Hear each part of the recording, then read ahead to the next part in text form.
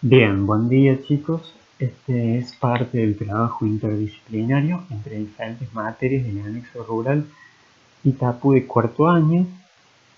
Bueno, esto surgió porque empezó a circular antes que empezara la cuarentena la siguiente noticia. No, después que apareció la cuarentena, al poco tiempo de aparecer la cuarentena, aparece esta noticia: las cataratas del Iguazú cerradas por la cuarentena y con un hilo de agua por la peor sequía desde 2006. Imagínense que para lo que es la catarata del Iguazú, digamos el turismo y todas estas cuestiones, más allá de que actualmente no se puede hacer turismo, pero la importancia que tiene esto, la repercusión que podría causar.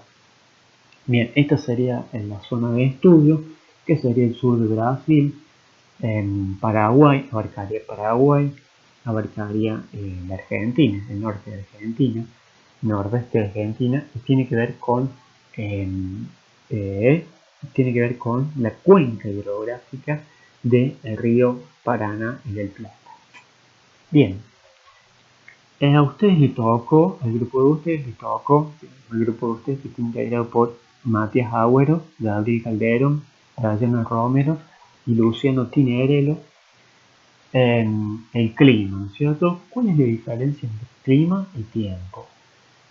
Bien, todo lo que ocurre en condiciones atmosféricas, todo lo que ocurre en la atmósfera, ¿no es cierto? Y que afectan al ser humano, ocurren en esta capa, que sería la troposfera, que es donde se produce el clima, el viento, las nubes y las tormentas. En lo alto de esta capa la temperatura desciende hasta aproximadamente los 50 grados Celsius. Pero lo importante es la diferencia entre tiempo y clima. El tiempo atmosférico es el estado de la atmósfera, de esta parte de la atmósfera, hoy. ¿No es cierto? Podemos hacer una previsión del tiempo para hoy, mañana, pero el tiempo es mucho más abarcativo y tiene que ver con un promedio del estado de la atmósfera en un determinado lugar, ¿no es cierto? Dependiendo de varios elementos. Tenemos en cuenta varios elementos como la temperatura, cuál es la temperatura media del lugar, las precipitaciones, cuáles son las precipitaciones medias de un determinado lugar, la presión atmosférica, que depende de otros factores, y de los vientos, que los vientos también van a caracterizar a un determinado lugar geográfico, ¿no es cierto? ¿Cuáles son los factores que alteran a la temperatura? Serían la latitud, que está relacionada con la distancia al ecuador. Ustedes saben bien que en el ecuador los rayos inciden perpendicularmente, mientras que mientras más nos alejamos del ecuador, los rayos van a caer más oblicuamente. Entonces va a perderse mucha energía solar, entonces la temperatura va a ser menor. La altitud y la distancia al mar. Ya vamos a ver bien específicamente esta cuestión. Bien, la latitud, vamos a ver que entre los trópicos y el ecuador, entre trópico y trópico de Cáncer y trópico de Capricornio, van a predominar climas cálidos, por esto que le venía diciendo. Entre los trópicos y los círculos polares, los climas templados, y entre los círculos polares y los eh, polos van a predominar los climas fríos, justamente por esta cuestión. Entonces la latitud es uno de los factores importantes. Vamos a ver los climas del mundo y está muy similar, ¿no es cierto? Los climas ecuatoriales están en rojo y coinciden con el Ecuador. Los climas tropicales se van extendiendo un poco más, eh, pero no son exactamente, no corresponden igual a esta franja que apareció en el principio, ¿no es cierto? ¿Y por qué? ¿Cuáles son las variaciones? Tienen que ver con esto, con la altitud, por ejemplo. eh, si escalamos una montaña, vamos a ver que a medida que ascendemos por la ladera de la montaña, las temperaturas van descendiendo. Por ejemplo, un montañista está bien abrigado cuando está en la base de la montaña. ¿Por qué está muy bien abrigado? Porque cuando llegue a esa altura, ¿no es cierto?, la temperatura va a ser mucho más baja. Bien, y entonces vamos a tener temperaturas medias en enero y en julio, ¿no es cierto? Que es cuando comienzan las estaciones extremas para el hemisferio norte y para el hemisferio sur. Ustedes saben también que en el hemisferio norte no va a ser la misma estación, no van a estar viviendo la misma estación que en el hemisferio sur. Bien, y esto también, ¿no es cierto? Vemos, esto explica la cuestión de la altitud, explica por qué, por ejemplo, en el norte de Argentina, que debería ser un clima totalmente cálido, vemos gente con poncho, ¿no es cierto? Gente emponchada, bien abrigada, justamente por esta cuestión de la altitud, ¿cierto?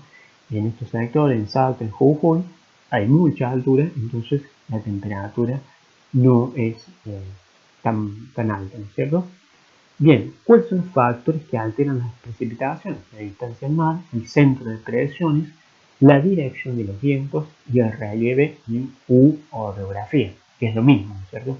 El relieve, ¿cierto? Bien, estos son los ciclones, centros de ciclones y anticiclones en el mundo. Bien, los vientos no son libres, son originados en un centro de ciclón, centro anticiclónico, y se dirigen a los centros de baja presión, ¿no es cierto? Entonces los vientos, estos son vientos permanentes, ¿no es cierto? Este anticiclón origina masas de aire que continuamente van a ser siendo expulsadas hasta estos sectores.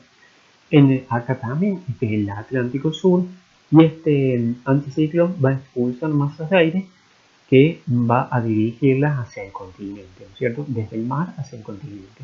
Y estas masas, como son originadas en el mar, están cargadas de humedad, ¿no es cierto? Entonces en Brasil, por ejemplo,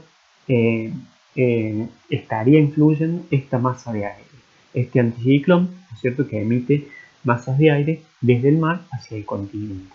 El anticiclón del Atlántico Sur y este anticiclón del Atlántico Norte también emite masas de aire hacia Brasil, pero hacia el norte de Brasil específicamente, ¿no es cierto?